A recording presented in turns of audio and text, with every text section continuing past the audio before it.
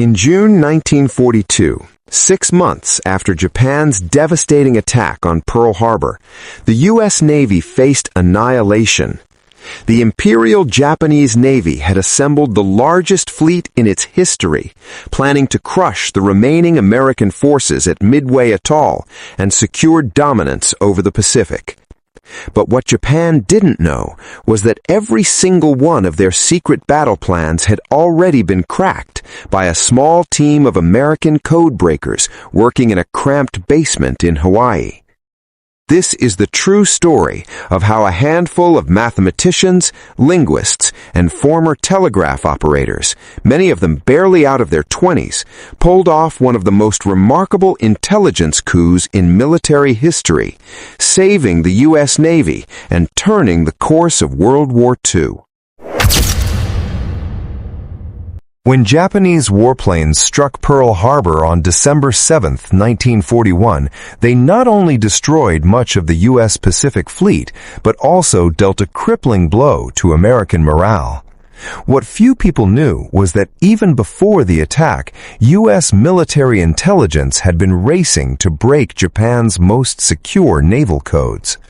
The primary target was JN-25, the complex cipher system used by the Imperial Japanese Navy to send all its top-secret messages, from troop movements to battle orders. The task of cracking JN-25 fell to a diverse group of specialists based at Station Hypo, a secret intelligence facility tucked away in the basement of the U.S. Navy's headquarters in Honolulu. Led by Commander Joseph Rochefort, a quirky, pipe-smoking officer who had taught himself Japanese, the team included mathematicians, cryptanalysts, linguists, and even a former railroad telegraph operator who could recognize patterns in code that others missed. Rochefort and his team faced enormous obstacles. JN-25 was designed with more than 30,000 possible code groups, each representing a word, phrase, or number. The Japanese changed parts of the cipher every few weeks, and each message was encrypted multiple times to prevent interception. For months, the team worked around the clock, poring over intercepted messages and trying to identify repeating patterns that could lead them to the code's structure. Their breakthrough came in early 1942, when they noticed that certain code groups appeared repeatedly in messages from Japanese commanders. One group in particular showed up so often that the team suspected it referred to a specific location. They began cross-referencing the code group with known Japanese naval terminology and geographic names, eventually concluding that it stood for AF, which they believed was Midway Atoll, a tiny speck of land in the Central Pacific that served as a critical U.S. military outpost. To confirm their theory, Rochefort proposed a risky plan. He convinced the U.S. command to send a fake message from Midway, reporting that the atoll's freshwater distillation plant had broken down. Within days, the team intercepted a Japanese message stating that AF is short on water. The codebreakers had their proof, and they now knew that Japan was planning a major attack on Midway. Armed with this critical information, U.S. Navy Commander-in-Chief Admiral Chester Nimitz faced a difficult decision. The American fleet in the Pacific was still recovering from Pearl Harbor. It had only 3 aircraft carriers, Enterprise, Hornet, and Yorktown, compared to Japan's 4. What's more, the Yorktown had been badly damaged in the Battle of the Coral Sea just a month earlier and was supposed to be in dry dock for repairs. Nimitz gambled everything on the intelligence from Station Hypo.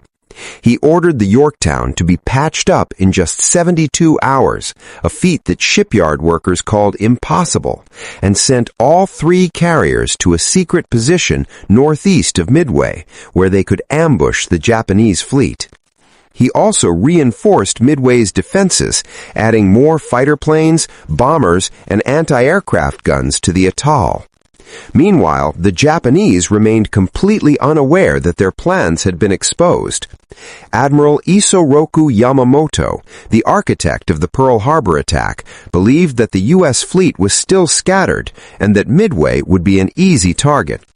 His plan called for a diversionary attack on the Aleutian Islands to draw American forces north, followed by a full-scale assault on Midway to destroy the remaining U.S. carriers and secure control of the Pacific. On June 4, 1942, the battle began. Japanese planes launched their first strike on Midway, but the American forces were ready. Anti-aircraft fire downed dozens of enemy planes, and U.S. fighters intercepted the rest before they could cause major damage. As the Japanese pilots were returning to their carriers to refuel and rearm, American dive bombers from the 3 U.S. carriers appeared out of nowhere.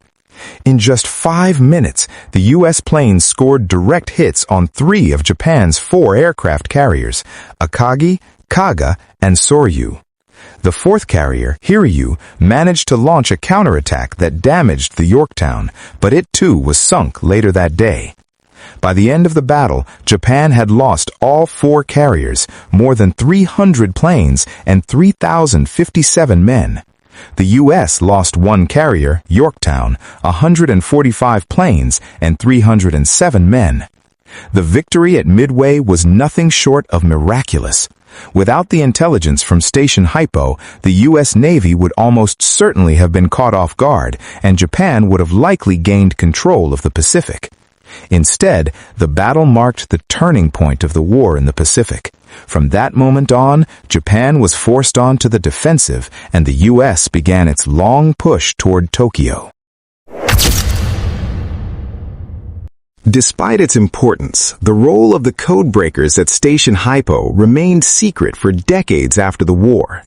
The U.S. military feared that revealing how they had cracked JN-25 would compromise future intelligence operations, so the team's contributions were largely erased from official histories. Many of the Codebreakers returned to civilian life without ever receiving recognition for their work, and some even faced suspicion from their own government during the Cold War's Red Scare. One of the most poignant stories from the team is that of Lieutenant Commander Thomas Dyer, a mathematician who had joined the Navy specifically to work on code breaking. Dyer spent months working 18-hour days, often going without sleep to analyze intercepted messages. After the battle, he continued to work on breaking Japanese codes until the end of the war, but he never spoke publicly about his role. It wasn't until the 1960s, when the classified documents about Midway were finally released, that his family learned what he had done. The impact of the Codebreakers' work extended far beyond Midway. Throughout the rest of the war, they continued to crack Japanese codes, providing critical intelligence that helped the U.S. win battles at Guadalcanal, Leyte Gulf, and other key locations.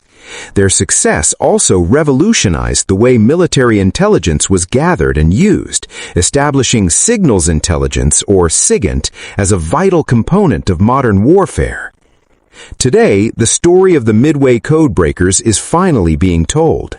A memorial at Station Hypo's former location in Honolulu honors their work, and their story has been featured in books, documentaries, and movies. The lessons they learned about the importance of teamwork, persistence, and creative thinking continue to shape military intelligence operations around the world. Perhaps the most surprising aspect of the story is how ordinary people achieved extraordinary things. The Codebreakers were not superheroes or military geniuses. They were teachers, engineers, and clerks who were willing to risk everything to protect their country.